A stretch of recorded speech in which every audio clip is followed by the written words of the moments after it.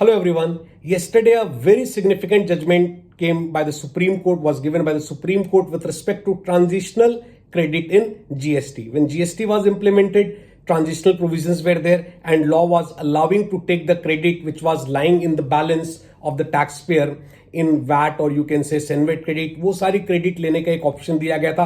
Apart from that जो stock थे 38 जून 2017 को, उसके रिस्पेक्ट में भी क्रेडिट लेने का ऑप्शन दिया गया था. तो many tax payers avail the credit. कई लोग भूल गए थे क्रेडिट लेना. इनफैक्ट जिन लोगों ने क्रेडिट ली उसमें कई लोग ज्यादा क्रेडिट ले लिए बाय मिस्टेक और कई लोग कम क्रेडिट लिए.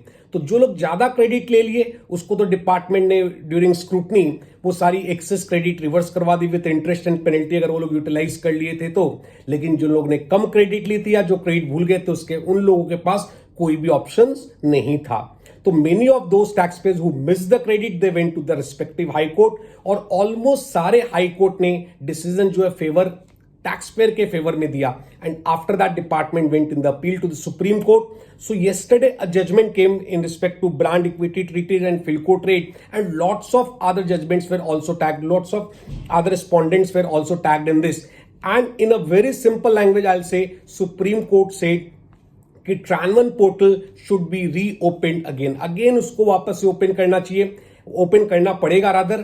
And whoever have missed the credit, whoever have taken the wrong credit, everyone will get the option to again avail the credit. भाई जो भी क्रेडिट मिस हो गया कोई भी कारण से, सबको ही ऑप्शन दिया जाएगा कि भाई आप अब क्रेडिट ले सकते हैं. भाई आपने रेट फाइल की थी या नहीं की थी, doesn't matter, everyone will get this option to take the credit. So it's a very good judgment. But there was a lots of pressure on the judiciary.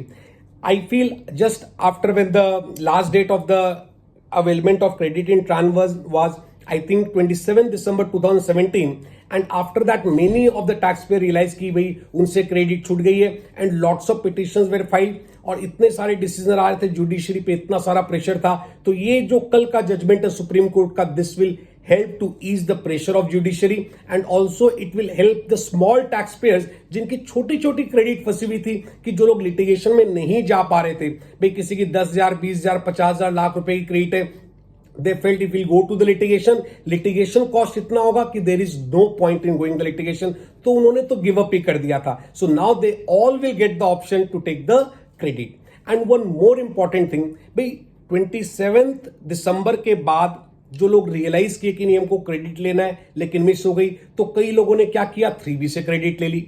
या फिर कई लोगों ने क्या किया, हाई कोर्ट का डिसीजन उनके फेवर में आया, उन्होंने 3B से क्रेडिट ले ली. उसके बाद डिपार्टमेंट नोटिस देके उनसे क्रेडिट रिवर्स करवा दिया, इंटरेस्ट पेनल्टी चार्ज कर दिया. कई लोगों ने क्रेडिट रिवर्स करके इंटरेस्ट और पेनल्टी पेमेंट भी कर दी.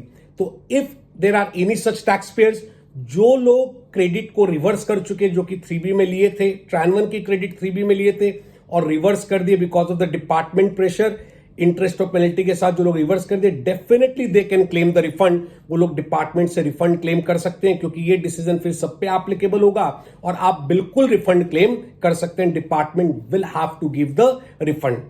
सो this is a welcome judgement. अब उसके बाद गवर्नमेंट ने कहा, सुप्रीम कोर्ट ने डायरेक्शन दिया सीबीआईसी को कि भाई वो पोर्टल खोल दे. एंड पोर्टल खोलने की टाइम दी गई है कि भाई 1 सितंबर 2022 से 60 डेज के लिए पोर्टल खोल दे.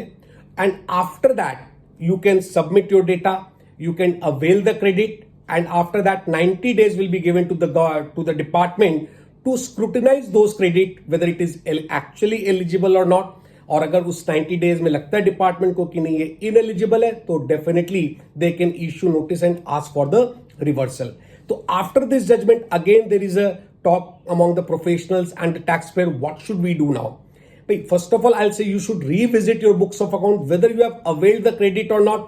एक बार अपनी बुक्स को रिविजिट कीजिए और ट्राई टू आइडेंटिफाई कि आपने कितनी क्रेडिट ली थी, ज्यादा ली थी कि कम ली थी. तो अगर कम ली थी, you again have the option, तो आपको अपनी बुक्स को रिविजिट करना चाहिए, रीअसेस करना चाहिए और उसके बाद यू शुड वेट. भाई सारा अपना होमवर्क करके रखो and you should wait for the clarification. Definitely some notification और क्लैरिफिकेशन और सर्कुलर मस्ट बी इशूड.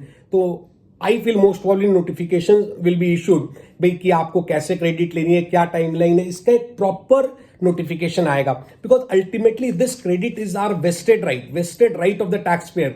उसको ये क्रेडिट मिलनी चाहिए, right to property under article 300A. तो ये प्रॉपर्टी, राइट टू प्रॉपर्टी को डिनाई नहीं कर सकती गवर्नमेंट, इसीलिए सारे के सारे हाई कोर्ट ने फेवरेबल जजमेंट दिया और फाइनली ये सुप्रीम कोर्ट का जजमेंट आने के बाद चीजें होपफुली लॉक हो गई। And I so far as I feel department भी अभी ऑर्डर के अगेंस्ट में मोस्ट प्रोबेबली नहीं जाएगा, और अगर जाने का कोई उपाय भी नहीं है तो department has also, hopefully department has also accepted this, and definitely now CBIC will issue some direction how the taxpayers can avail the credit. So it was a welcome judgment, so it's a very good news for everyone. जो लोग भूल से पे कर दिए वो लोग definitely refund claim कर सकते हैं, जो लोग भूल गए वो लोग फिर से क्रेडिट क्लेम कर सकते हैं। And one more thing specially, देखिए इसमें गलती कहां हुई होगी, जो लोग का सेनवेट क्रेडिट में बैलेंस था या वेट क्रेडिट में बैलेंस था उनकी गलती नहीं हुई, वो लोग डेफिनेटली कैरी फॉरवर्ड किए। यहाँ पे मेन मिस्टेक हुई with respect to stock. So let me clear you one point, अगर आपकी जीएसटी रेट की आइटम 5% से ज्यादा है then definitely there is some transitional credit available for you. तो अगर आपने वो क्रेडिट नहीं लिए तो प्लीज एक बार अपनी बुक्स को रीअसेस कीजिए, रिविजिट कीजिए और आइडेंटिफाई कीजिए। It's a golden opportunity. आप वो जो भी क्रेडिट मिस हुए उसको आप ले सकते हैं, बट ऑब्वियसली जो भी क्रेडिट होगी इसका पूरा बेनिफिट नहीं मिलेगा, बिकॉज इसका इफेक्ट पीएल में भी आएगा और पीएल में आने से 25% टैक्स लगेगा। तो ultimately we can say 75% of the benefit तो मिलेगा। So again it's a very good news. Thank you so much.